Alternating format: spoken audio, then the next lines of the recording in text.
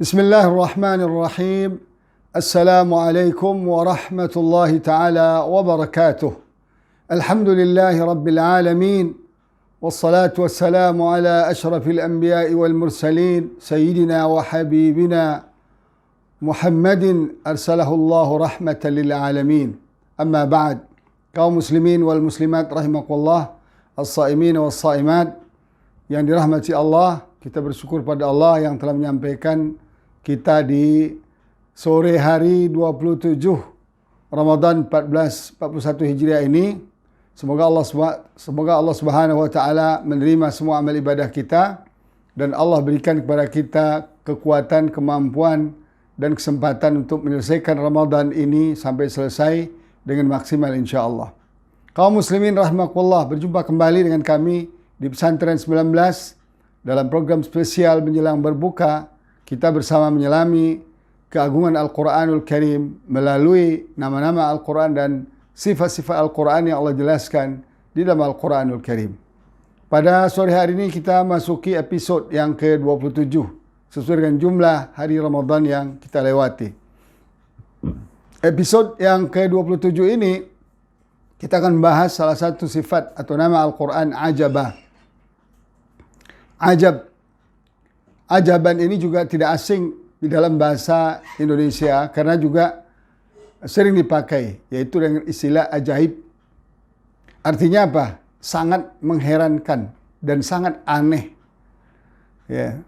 Nanti kita akan jelaskan baik dari sisi bahasa maupun dari contoh-contoh yang Allah sampaikan di dalam Al-Quranul Karim. Secara bahasa, ajab atau ajaba adalah isim atau masdar dari ajiba ya'jabu, ajaban. Dalam sebuah hadis Rasulullah SAW menjelaskan ajaban li amril mu'min.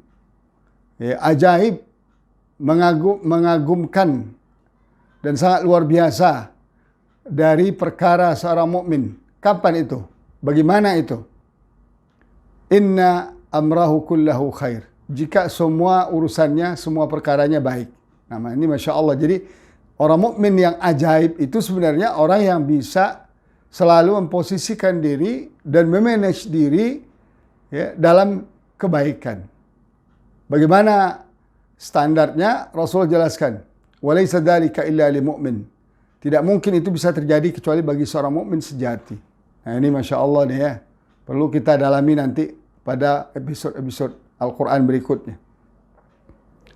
Lalu Rasulullah katakan, bagaimana dikatakan seorang mukmin ajaib, istimewa, mengagumkan, ya, yang sangat luar biasa itu, Rasulullah katakan, in asabathu sarra'u syakar fakana khairan lahu. Ketika dia mendapatkan suatu kebaikan yang mengembirakan dia bersabar, itu yang terbaik. Dia bersyukur, itu yang terbaik bagi dia. Dapat ilmu diajarkan, dapat harta dia infakkan, dapat kedudukan dia manfaatkan di jalan Allah Subhanahu wa taala. Itu disebut dengan syukur. Kemudian in asabathu dharra'u sabar fakana khairan lahu. Jika dia ditimpa oleh satu mudarat yang tidak menginginkan, di PHK ya, atau usaha bangkrut atau usaha merugi dan seterusnya, dia sabar aja. Itu yang terlebih baik. Nah, jadi seorang mukmin yang baik itu seorang mukmin yang bisa men-setting diri, memanage diri dalam kebaikan antara sabar dan sabar, antara syukur dan sabar. Bersyukur ketika lagi ada, lagi bahagia, lagi senang, dan sabar ketika lagi susah dan sebagainya. Nah, itu digunakan oleh Rasulullah SAW.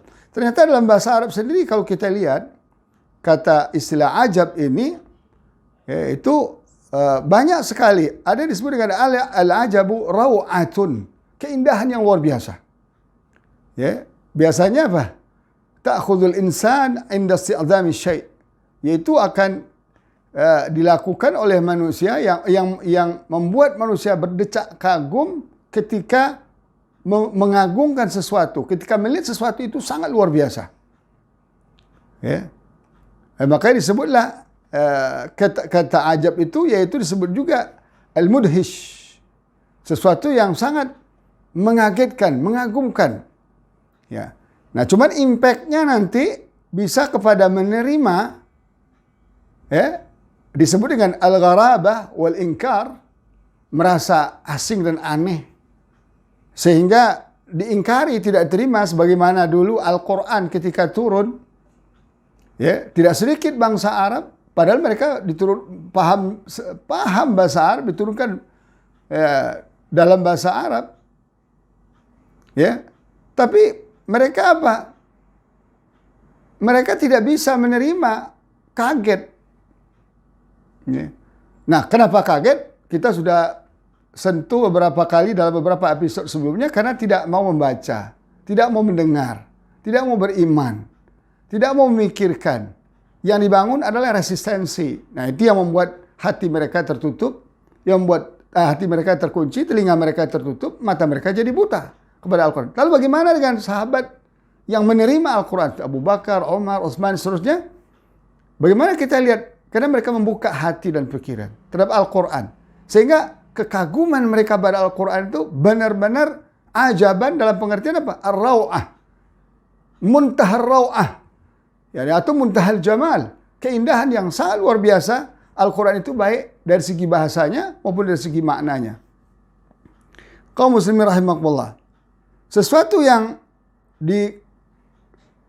dikagumi atau kaget luar biasa di dalam bahasa Arab sering disebut ya lal ajab. Alangkah mengagumkan, alangkah indahnya. Ya, alangkah luar biasanya. Itu dikatakan ya lal ajab. Kaum muslimin rahimakumullah, bagaimana Al-Quran menjelaskan kata-kata ajaba ini kita temukan dalam beberapa ayat Al-Quranul Karim. Pertama surat Al-Jin, ayat 1, ayat 3. Ini ceritanya ketika Allah mengutus kelompok jin untuk mendengarkan Rasulullah SAW baca Al-Quran, lalu mereka terkaget-kaget, terkagum-kagum. Lalu mereka masuk Islam. Allah menjelaskan, A'udzubillahi minasyaitonirrajim, Qul uhiya ilayya annahu istama'a nafarun minal jin, faqalu inna sami'na Qur'anan ajaba. Katakan, hai Muhammad, telah diwahyukan kepada saya bahwa sesungguhnya ada sekelompok jin. Jadi Rasul sendiri juga nggak tahu kalau nggak disampaikan Allah Ta'ala. Ada sekelompok jin yang menistama'ah, yang mendengarkan. Ya, yang mendengarkan Rasulullah SAW baca Al-Quran. Lalu mereka katakan apa? Faqalu, mereka berkata, sami'na Qur'anan ajaba. Kami telah mendengarkan Quran yang luar biasa, ajaib. Cuman ajibnya jin ini, kelompok jin yang diutus Allah Ta'ala ini, ajib dalam pengertian ar-raw'ah. Ya, merasakan keindahan, mendengarkan sebuah keindahan. Sehingga mereka tertarik, lalu memahami isi dan misi Al-Quran itu. Jadi memahami isi dan misi Al-Quran. Sambil berkatakan apa? Yahdi ila rusyd. Inilah Quran yang ajaib itu, yang memberikan petunjuk kepada jalan yang lurus. As-siratal mustaqim. Lalu apa? Fa'aman nabi. Lalu kami beriman kepadanya. Bagaimana cara kami mengimani Al-Quran? Pertama kali misi Al-Quran, walan nusyrika bi rabbina ahada. Kami tidak akan menyekutukan lagi Tuhan kami dengan apapun, dengan seorang pun. Subhanallah ya. Jadi pesan pertama Quran itu sampai kepada jin ini karena mereka mendengar bacaan Al-Quran ini sangat mengagumkan dari segi bahasanya dan dari segi isinya. Sehingga mereka tahu memposisikan diri bahwa mereka ternyata adalah hamba Allah yang harus mentauhidkan Allah sebagaimana manusia juga hamba Allah yang harus mentauhidkan Allah. Ya. Nah, kemudian mereka pun berkata, wa annahu ta'ala jaddu rabbina, sungguh maha tinggilah ya kemuliaan Allah. Ya, Allah itu maha tinggi. Mattakhadha sahibata wala walada. Dia tidak pernah menjadikan tidak pernah mengangkat seorang menjadi istrinya dan tidak pernah juga punya anak. Ini artinya apa? Jin sendiri ketika dia beriman pada Quran, faham bahwa konsep Trinitas dan konsep menyekutukan Allah itu, apapun bentuknya, itu tidak benar. Karena tidak bermula, tidak bersumber dari pemahaman dan ilmu yang benar. Itu wahyu Allah Subhanahu wa Ta'ala. Lalu jin ini luar biasa. Dalam ayat lain dikatakan mereka pulang ke kaumnya dan mereka mendakwahkan Al-Quran yang mereka dapatkan dari Rasul sallallahu alaihi wasallam. Kemudian kata ajab juga kita temukan dalam Al-Quran dengan makna gharib, asing, aneh. Maka melahirkan ingkar, pengingkaran. Ini sekelompok manusia yang kita lihat seperti yang sudah kita singgung tadi. Bagaimana ada sekelompok besar masyarakat Mekah yang merasa aneh dengan Quran yang dibawa oleh Rasulullah. Ya. Kemudian mereka mengingkari dan tidak beriman. Allah menjelaskan dalam surat Yunus ayat 1 sampai 2. Allah berfirman, Alif Lam Ra tilka ayatul kitabil hakim. Alif Lam Ra itulah ayat-ayat Alkitab dari Al-Quran Al-Hakim. Sudah kita bahas mana Al-Hakim. Akana linnasi ajaban. Apakah manusia kaget, merasa aneh? An auhayna ila rajulin minhum. Bahwa kami memberikan wahyu Al-Quran kepada seorang laki-laki dari kalangan mereka sendiri. Artinya dari manusia, bukan dari malaikat, bukan dari jin, bukan dari makhluk lain. Itu satu. Yang kedua, Muhammad yang diberikan wahyu ini juga mereka lihat kehidupannya seperti apa. 40 tahun full hidup bersama mereka. Mereka tahu Muhammad as-sadiqul masduq. Mereka tahu Muhammad itu orang jujur, orang yang amanah, orang yang pintar, tidak pernah berbohong, tidak pernah sejarah hidupnya tidak ada blacklist, tidak pernah di blacklist oleh masyarakatnya. Sekalipun tidak ada kejahatan, bahkan yang ada track record positif yang luar biasa, banyak sekali. Jauh sebelum Rasulullah SAW diangkat menjadi Rasul. Dan itu 40 tahun beliau hidup bersama mereka. Dan mereka perhatikan dan tahu betul Rasulullah SAW. Loh, ketika Al-Quran turun mengajak mentauhidkan Allah, kenapa mereka harus bingung? Kenapa mereka harus kaget? Ya. Ketika Rasulullah anzirin nas, ketika Rasulullah memberikan kabar takut pada manusia dan kabar gembira kepada orang mukmin, wa basyiril ladzina amanu, ya, orang mukmin yang beriman dan beramal soleh. Manusia-manusia yang durhaka diberikan kabar takut. Manusia-manusia yang tidak menerima Al-Quran, menerima Islam, menerima ajaran Allah Ta'ala, itu diberi kabar takut akan masuk neraka. Sedangkan orang-orang mukmin yang mau menerima dan beramal soleh, annalahum qadama sidqin inda rabbi. Mereka punya kedudukan yang tinggi, mulia di sisi Allah nanti. Nah, qala al-kafiruna inna hadha la sahirun mubin. Lalu, kenapa orang kafir itu mengatakan Quran yang dibacakan Rasulullah itu adalah sebuah sihir yang nyata. Atau Rasulullah SAW sebagai seorang penyihir. Jadi ucapan-ucapan Rasulullah itu sihir-sihir. Jadi kenapa? Karena mereka tuduh yang mampu mempengaruhi orang itu hanya sihir. Nah, ternyata bukan. Ada lagi Quran yang lebih dahsyat. Bisa mempengaruhi orang. Jin saja bisa terpengaruh. Kalau orang itu, manusia itu, hatinya dan kepalanya, pikirannya dibuka dulu. Objektif dulu, positive thinking dulu, jangan suuzon dulu, ya, jangan resistensi dulu, didengar dulu. Nah, inilah persoalannya. Sama juga dengan surat Qaf ayat 1 sampai 3 Allah jelaskan bagaimana kondisi masyarakat Makkah dulu betul-betul menolak dengan membabi buta apa yang dibawa oleh Rasulullah SAW dari wahyu itu. Allah berfirman, Qaf wal Qur'anil Majid. Qaf demi Al-Quran yang Majid. Sudah kita jelaskan juga makna Majid. Bal ajibu an ja'ahum munzirum minhum. Kok mereka kaget? Kok mereka ingkar? Kok mereka nggak bisa terima? Datang dari mereka seorang yang memberikan kabar takut kepada mereka. Faqala al-kafiruna. Lalu orang kafir itu berkata, hada syai'un ajib. Ini omongan yang nggak benar. Ini cerita yang aneh-aneh yang dikarang-karang. Apa mungkin kata mereka, aiza mitna wa kunna turaban dzalika raj'un ba'id. Apa mungkin ketika kita sudah mati, kita sudah di dalam kubur, di dalam tanah jadi tulang belulang? Apa mungkin kita akan dibangkitkan kembali? Karena yang tidak Rasulullah SAW itu mengajak iman pada hari akhirat agar kita selamat. Nah, karena tidak mau berpikir positif, karena tidak mau menerima Al-Quran, mendengarkan baca Al-Quran, makanya sikap jadi begini. Ini juga kaget juga namanya, ajib juga namanya, tapi ajibnya mengarahkan kepada negatif. Kaum muslimin rahimakumullah, kemudian kita juga bisa melihat, ya, bahwa kata ajib itu digunakan juga terhadap keheranan yang luar biasa, ya, terhadap sesuatu. Ya, seperti Rasulullah SAW heran melihat orang kafir. Sudah begitu banyak fakta-fakta kebenaran yang beliau bawa. Bahwa sejarah hidup beliau luar biasa. Track recordnya luar biasa sepanjang hidup saya dari kecil. Tapi kok bisa ya? Arti nggak masuk akal ya, nggak kepikir ya, nggak masuk akal, nggak logik ya. Kenapa mereka ini masih menolak? Itu juga bisa dikatakan. Ya. Rasulullah SAW dijelaskan Allah dalam Al-Quran surat As-Saffat ayat 11-17 Allah berfirman, "Fastabtihim as'ahum ashaddu khalqan amman khalaqna." Coba tanya mereka deh, kata Allah, kalau mereka benar-benar mengingkari apa yang kami wahyukan pada engkau ini sebagai sistem hidup, Ya, coba apa sih track record mereka? Apa yang mereka bisa mampu lakukan?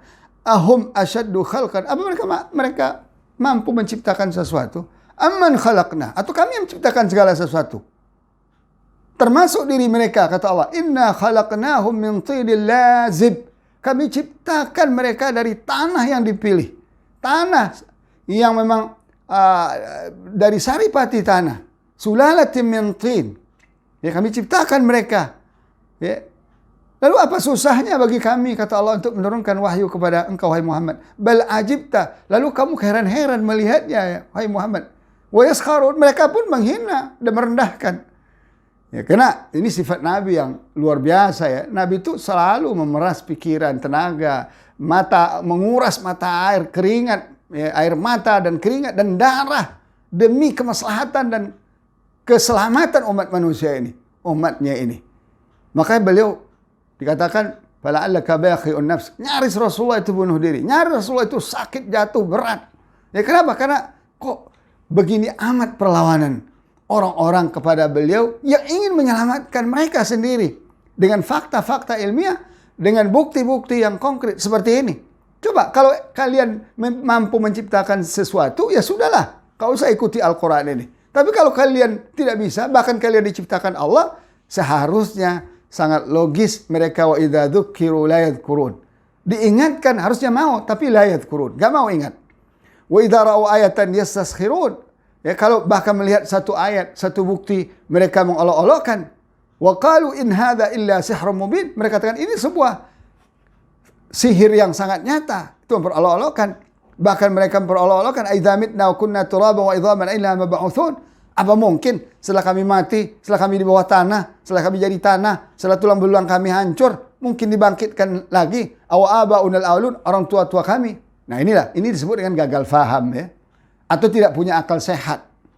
Orang kalau sudah tidak punya akal sehat, atau menyebabkan dia gagal faham, putih kelihatan hitam, hak kelihatan batil, hitam kelihatan putih, batil kelihatan hak. Makanya kita nggak perlu kaget. Kaum muslimin rahimakumullah. Karena tipologi manusia ini ada sejak zaman Nabi, dan akan terus ada, bahkan lebih banyak lagi sampai akhir zaman ini.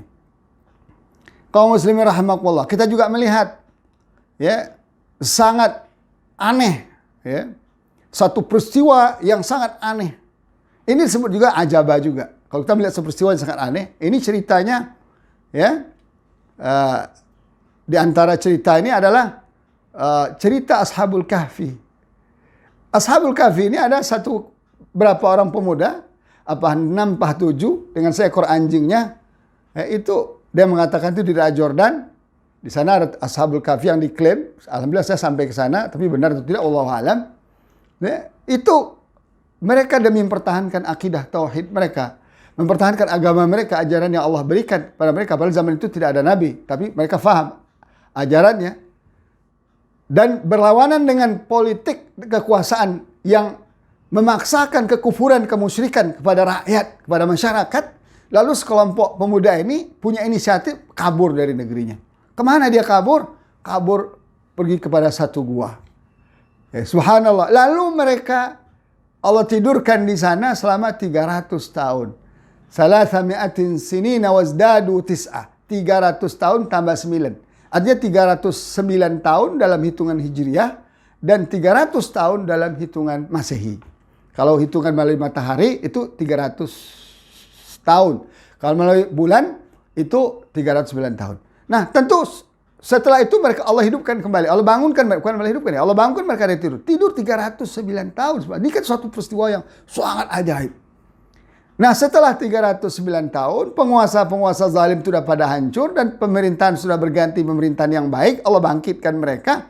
Lalu orang-orang kaget, ya. Termasuk juga ya Allah memberikan perhatian kepada Rasulullah SAW. Coba kau lihat. Qala ara'aita. Ya, bagaimana pendapat Anda? Ya kan? Id awayna ila sakhrati fa inni afwan. Am hasibta anna ashabal kahfi war raqim kanu min ayatina ajaba? Ya, apa kamu mengira ya, hai Muhammad, apa kamu kaget? Kaget ya terhadap apa? Bahwa orang-orang yang tidur atau disebut ashabul kahfi yang pergi ngumpat dalam gua itu Ar-Raqim, ya, kanu min ayatina ajaba. Mereka adalah bagian dari ayat-ayat kami yang mengagumkan. Ya, kata Allah, bagi manusia memang iya. Luar biasa. Bagi Allah biasa-biasa aja. Menciptakan mereka Allah bisa, matikan mereka Allah bisa, membangunkan mereka Allah bisa, menidurkan mereka Allah bisa, semau yang Allah inginkan. Jadi ini ada cara dua pandang, ya. Kagum memang dari sisi manusia, terkaget-kaget, tapi dari sisi Allah tidak. Ya, ini sama juga dengan kasus yang terjadi pada Nabi Musa alaihissalam ketika berjalan dengan fatah atau pembantunya. Ada yang mengatakan di situ Yusha namanya, wallahu alam. Ya, apa kasusnya adalah ketika Nabi Musa berjalan berdua ingin mencari seorang yang berilmu, ada yang dikatakan itu namanya Khidir, wallahu alam. Ya, cari orang berilmu, atainahu min ladunna ilma, Allah berikan ilmu yang luar biasa. Lalu mereka berhenti di satu tempat, ya, di atas batu. Habis itu mereka istirahat, mereka pergi.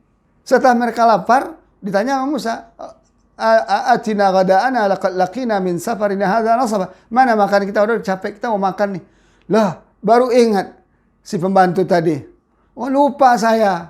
Makanan kita tinggal di tempat kita istirahat tadi ada batu. Ayo kita balik lagi ke sana. Apa kata dia? Qala ara'aita idza awayna ila sakhra fa inni nasitul. Tidakkah kamu perhatikan ketika kita berhenti sejenak tadi beristirahat di atas batu besar itu, saya lupa makanan kita, lupa ikan kita, ya, masakan kita. Ya.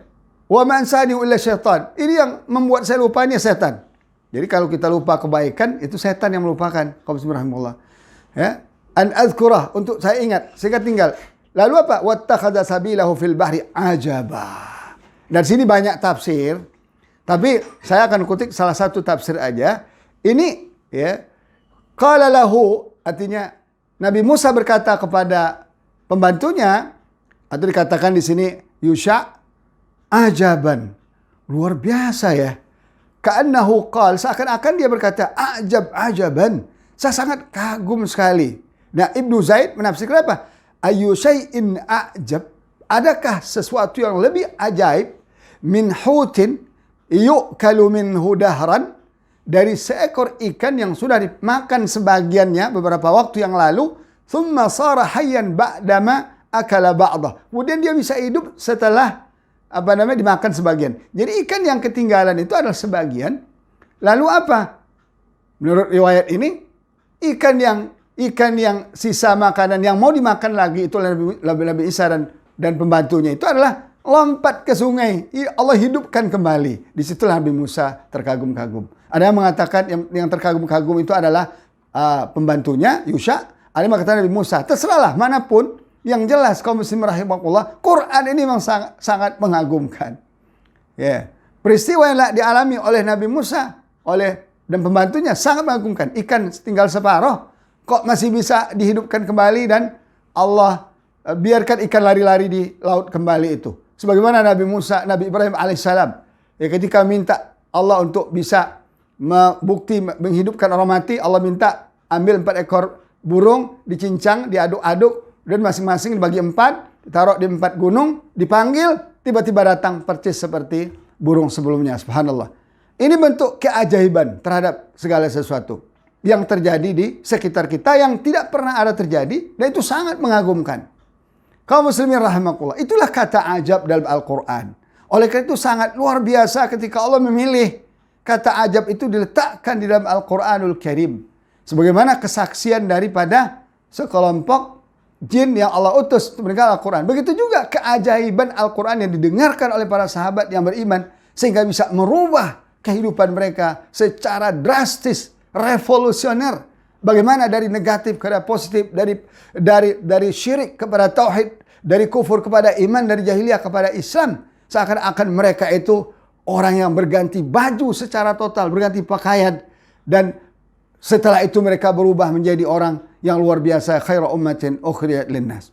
Nah, kesimpulannya kaum muslimin rahimakumullah, bahwa Al-Qur'anul Karim, Al-Qur'anul Azim ini, Al-Karim ini, Quran yang maha agung, maha mulia ini, yang Allah turunkan adalah min arwa'il kutub samawiyah, di antara adalah kitab yang paling indah, paling mengagumkan dari kitab-kitab Allah yang turunkan ke bumi ini. Dia mampu memberikan petunjuk dan jalan lurus kepada manusia yang mengimani dan meyakininya dan mau mempelajarinya. Sehingga hidup mereka dalam segala sisi kehidupan menjadi lurus pula. Ya, di dunia ini. Akidahnya, imannya, ibadahnya, syariahnya, peraturannya, akhlaknya, muamalahnya, bisnisnya, ekonominya. Sistem yang diterapkan di negaranya, di negerinya, di rumah tangganya, di masyarakatnya. Itu menjadi sebuah pandangan dan kenyataan yang sangat mengagumkan. Dan itu sudah dibuktikan oleh generasi sahabat, tabi'in, dan seterusnya beberapa generasi setelah itu. Sampai 1 abad, 2 abad belakangan ini. Kaum muslimin rahimakumullah. Oleh karena itu, hanya Quran saja yang bisa dijadikan kitab petunjuk yang indah, yang mengagumkan oleh manusia. Untuk apa? Meraih keadilan, meraih kemuliaan, meraih ukhuwah yang benar, yang jujur, persaudaraan benar. Tanpa itu hanya kezaliman yang muncul, kehinaan yang muncul. Dan bukan hanya kehinaan di dunia, tapi juga kehinaan di akhirat. Na'udzubillah min dzalik. Sebagaimana dikatakan Umar bin Khattab radhiyallahu. Beliau ini hidup di 2 zaman. Merasakan berapa gelapnya jahiliyah, betapa hinanya jahiliyah. Kemudian setelah Islam merasakan betapa terang benderangnya Islam, Al-Quran, hajar Rasulullah SAW, dan betapa mulianya hidup menjadi seorang yang memahami Al-Quran, beriman dan memahami Al-Quran, mengamalkan Al-Quran. Apa kata beliau? Kunna adalla qaumin fa'azanallahu bil Islam. Dulu ada kami kaum yang paling hina. Gak punya peradaban, gak punya tata cara, gak punya kebersihan, gak ada. Pokoknya kacau kehidupannya, jahiliyah jahla. 24 karat itu apa? Jahiliyahnya. Fa'azanallahu bil Islam. Lalu Allah muliakan kami dengan Islam. Mahma btaghina al-izzata min ghairihi. Selama kita mencari kemuliaan, keadilan, kebahagiaan, kesetaraan, penghormatan, persaudaraan selain dari Islam, beliau katakan Allah akan hinakan kita. Tidak akan pernah dapat. Subhanallah. Ini yang dirasakan sekarang oleh umat Islam. Umat Islam hari ini terlepas dari Al-Quran. Quran hanya tidak lebih dibaca sampai ke tenggorokan. Gak lebih. Sebagaimana Rasulullah SAW katakan akan ada satu zaman nanti orang-orang membaca Al-Quran itu hanya tidak lewat dari tenggorokan. Tapi tidak sampai menjadi sebuah keyakinan. Kalau Quran tidak sampai kepada sebuah kefahaman dan keyakinan, dia tidak akan merubah karakter dan perilaku kita. Quran itu akan berefek total terhadap revolusi diri kita ketika kita baca, setiap hari kita pahami dengan benar dan kita amalkan dengan benar secara bertahap. Itulah akan merubah hidup kita. Kalau tidak, kita hanya menjadi seorang muslim nama, atau menjadi seorang qari Quran nama saja, atau menjadi seorang ahli Quran secara retorika saja, teori di lisan saja. Tapi nanti ingat di akhirat sebagaimana ancaman Rasulullah SAW, 3 dari orang yang pertama dimasukkan neraka adalah orang yang pandai beral-Quran, tapi tidak bisa sampai ke dalam perilakunya. Kaum muslimin rahimakumullah. Oleh karena itu, kita akan melihat terus 2 kubu manusia yang akan saling berbeda terhadap Al-Quran. Ada kubu yang merasa raw'ah wa jamal, indah yang luar biasa, sehingga tertarik, lalu mereka beriman, lalu mereka baca, mereka pahami dan amalkan. Ini mereka yang selamat, yang buka hati dan pikiran mereka. Ada juga seperti orang kafir Quraisy, atau tadi seperti jin tadi, atau seperti sahabat-sahabat yang menerima. Ada juga seperti orang kafir Quraisy awal-awal yang tidak mau menerima Al-Quran, karena hati mereka terkunci, mata telinga mereka tertutup, mata mereka buta, belum apa-apa udah ngeritik Quran, belum tahu Quran sudah ngeritik Quran, belum membukakan hati dan pikiran untuk menerima Al-Quran, belum belajar Quran, baru baca 2 ayat, 3 ayat, itu pun didikte oleh orang-orang orientalis, didikte oleh orang-orang liberal, orang-orang sekuler, lalu mereka jadi burung beo, anti kepada Al-Quran. Nah, orang seperti ini akan menjadi musuh Al-Quran. Bisa dalam pengertian pasif, bisa positif. Sebagai sepanjang zaman ini kita lihat, ada musuh-musuh Al-Quran itu yang diam aja. Tapi ada musuh Al-Quran yang aktif, benar-benar ingin menghancurkan Al-Quran. Mereka rubah-rubah artinya.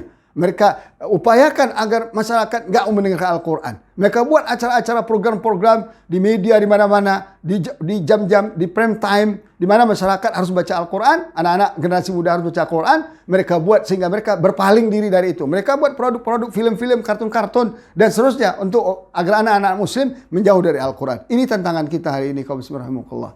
Bahwa ternyata Cara orang kafir, cara musuh Islam, cara musuh Allah dan Rasulnya sama dari dulu sampai sekarang apa? Wa qalu la tasma'u li hadzal qur'ani walghaw fihi la'allakum taghlibun. Kuncinya cuma satu kata mereka, kata orang kafir.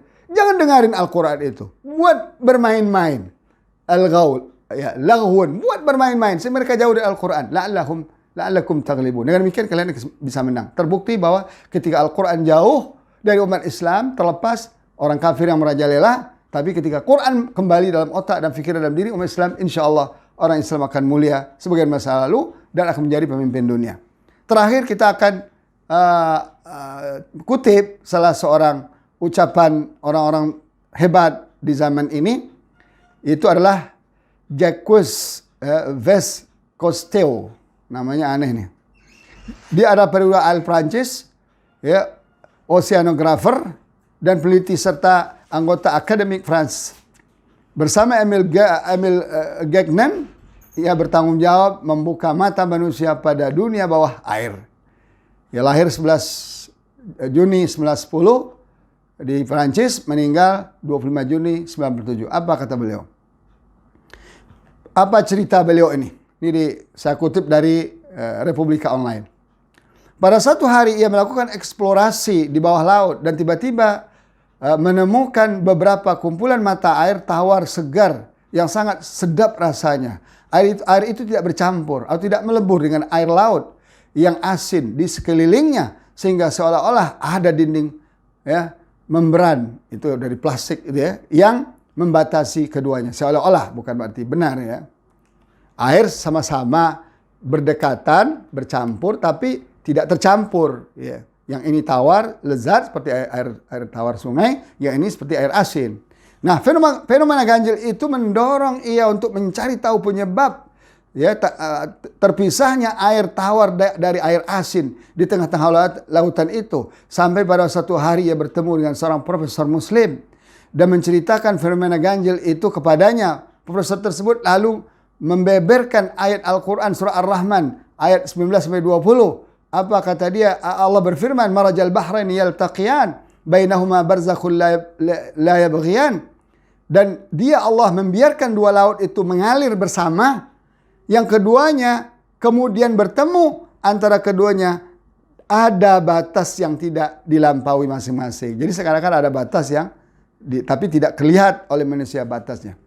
Kemudian, ya, begitu juga Allah jelaskan dalam surat Al-Furqan ayat 53. Wa huwa alladhi marajal bahraini hadha 'azbun furatun wa hadha milhun ujad wa ja'ala bainahuma barzakhan wa hijran mahjura. Dan dialah Allah yang membiarkan dua laut mengalir berdampingan. Yang ini tawar, lagi segar, dan yang ini lain asin, lagi pahit, asinnya dahsyat. Dan dia jadikan antara keduanya dinding dan batas yang menghalangi. Nah, setelah mendengar Al-Quran ini, terpersonal ajabah. Mirip seperti jin tadi mendengar Al-Quran. Terkagum-kagumlah beliau ini, ya. Beliau ini terkagum-kagum mendengar ayat Al-Quran itu, melebihi kekagumannya melihat keajaiban yang ada di dalam laut yang selama ini dia temukan. Subhanallah. Lalu dia berkata, saya mengakui kebenaran Al-Quran yang berisi firman Allah Subhanahu wa ta'ala. Nah, oleh karena itu, kaum muslimin rahimakumullah, buka mata, buka pintu hati, buka pintu pikiran, buka telinga. Mari kita rasakan, ya, kita nikmati keindahan Al-Quran, keajaiban Al-Quran ini, sehingga kita benar-benar bisa beriman pada Al-Quran, meyakini kebenarannya, dan bisa kita amalkan dalam kehidupan. Demikian, semoga bermanfaat. Aqulu qawli hadha wa astaghfirullah li lakum. Subhanakallah wa bihamdik, asyhadu an la ilaha illa ant, astaghfiruka wa atubu ilaik. Wassalamu alaikum warahmatullahi taala wabarakatuh.